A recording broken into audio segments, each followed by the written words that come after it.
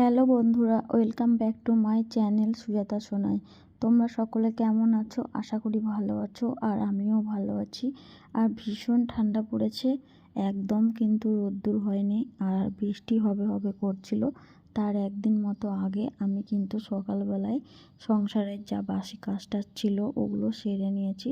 আর শাশুড়ি মা আর আমি কিন্তু রেডি হয়ে কোথায় যাচ্ছি টাইটেল আর থাম্বনেল দেখে বুঝতে পেরে গেছো আশা করি। হ্যাঁ, আমার মেয়ের বার্থডে, তার জন্য কিন্তু খুব তোড়জোড় চলছে।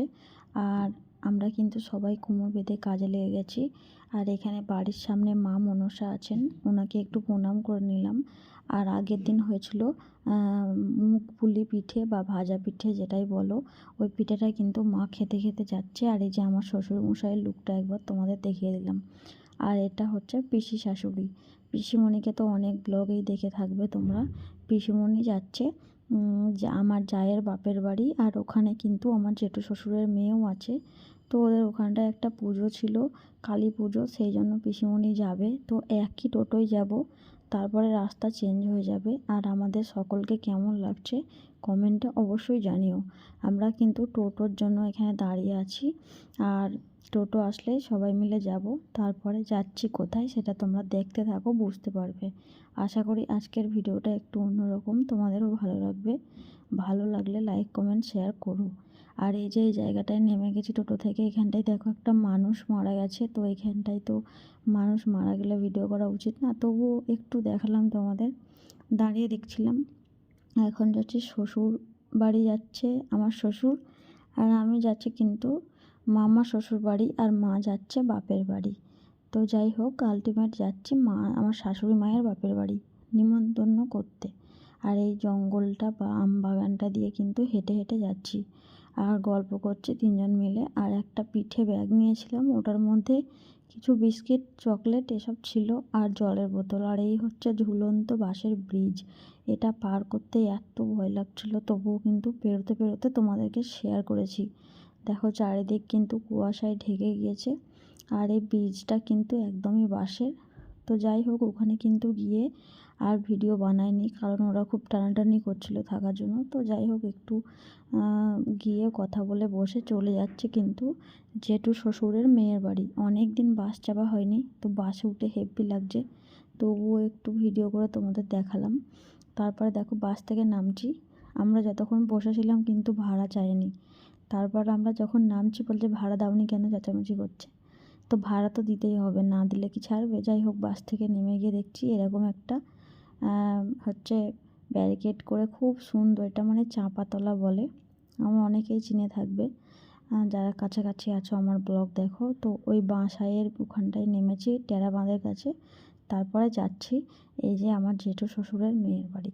তো ওটা হচ্ছে নিজের জেঠু না, আমার বরের হচ্ছে কাকা, তো খুড়তো জেঠু হয় না, ওরকম টাইপের জেঠুর মেয়ে। ওই বুনি বর ভাত খাচ্ছে ওখানে। আর এটা হচ্ছে ননদটা, ননদের দুটো বাচ্চা।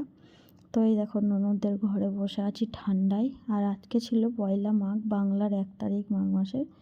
আর আমরা কিন্তু নিমন্ত্রণ করতে পেরেছি তিনজন মিলে। আর আমার যা চলে গেছে বাপের বাড়ি, পুজো আছে, সেটা বললাম তোমাদের। তো তারপরে ও কি আর ছাড়ে, আমাদেরকে বলছে একটু খাওয়া দাওয়া করে যাও, কিন্তু তিনজন হঠাৎ করে এসেছি তো, না বলে এখন খাওয়া দাওয়া করবো না। এটা হচ্ছে বুনির ঠাকুমা শাশুড়ি, আর বুনি এখানটায় বসে মাংস রান্না করছিল। তো বলছে মাংস ভাত খেয়ে যাবে, কিন্তু আমরা বাড়িতে গিয়ে রান্না করে খাবো। আর এই যে ওনার ঠাকুমা শাশুড়িটা মায়ের সঙ্গে গল্প করছে, আর আমি একটু তোমাদেরকে দেখিয়ে দিলাম। তো যাই হোক, ওদেরকে নিমন্ত্রণ করবে বাপি। তারপরে কিন্তু আমরা চলে যাব আমার বাপের বাড়িতে। আমার বাপের বাড়িতে কিন্তু বাপে গিয়ে নিমন্ত্রণ করে এসেছি। তারপরেই দেখো এখানটায় খেতে দিয়েছে গুড় পিঠে, ওই যে তেলের পিঠেগুলো হয়, আর সন্দেশ মিষ্টি, আর একটা করে হচ্ছে বড়া বানিয়েছে বুনি কিসের জানি না, আর ভাজা পিঠে। অনেক কিছু খেতে দিয়ে দিয়েছে, বলছে বৌদি খাও তারপরে কিন্তু যাবে। আর ভিডিও করছি বলেও বলছে আমি কেমন হয়ে আছি, আমাকে এভাবে তুলো না। তো যাই হোক, বুনি খুব সুন্দর, আর ওকে এমনিতেও ভালো লাগে না সাজলেও। তো জানি ব্লগটা পরে বুনি দেখবে, তো আমার তো আচমকা গিয়ে যেটা দেখি সেটাই ন্যাচারাল লাগে। যাই হোক, বলা হয়ে গেছে। তারপরে দেখো বোনের শ্বশুরবাড়ির ওখানেই কিন্তু আমরা রাঁধুনিটা করেছি, যে রান্না করবে আমার মেয়ের বার্থডেতে ওই হিজুলি বলে জায়গাটায় ওখানটাতেই কিন্তু রাঁধুনিটা করেছি। উনি আবার আমাদের সঙ্গে একটু গল্প করতে আসলো, ওই যে পিছনে আসছে না, উনি রান্না করবেন। তো যাই হোক, কথাবার্তা বলতে বলতে আমি চলে এলাম আমার বাপের বাড়ি।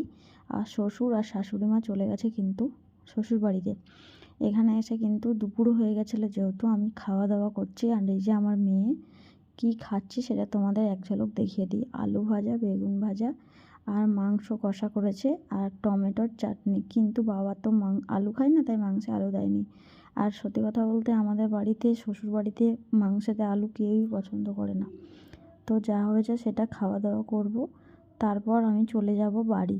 কারণ আমি এসেছিলাম বাড়িতে বিশেষ একটা দরকারে, দরকারটা মিটে গেছে। আর 2-3 কিলোমিটার হবে মানে ডিফারেন্সটা শ্বশুরবাড়ি থেকে বাপের বাড়ি। আর এক থালা একদম ভাত দিয়েছে, দেখতেই পাচ্ছ। ভাত আমি এত খাবো না, খাওয়া দাওয়া করে বাড়ি যাব। তো সবাই ভালো থেকো,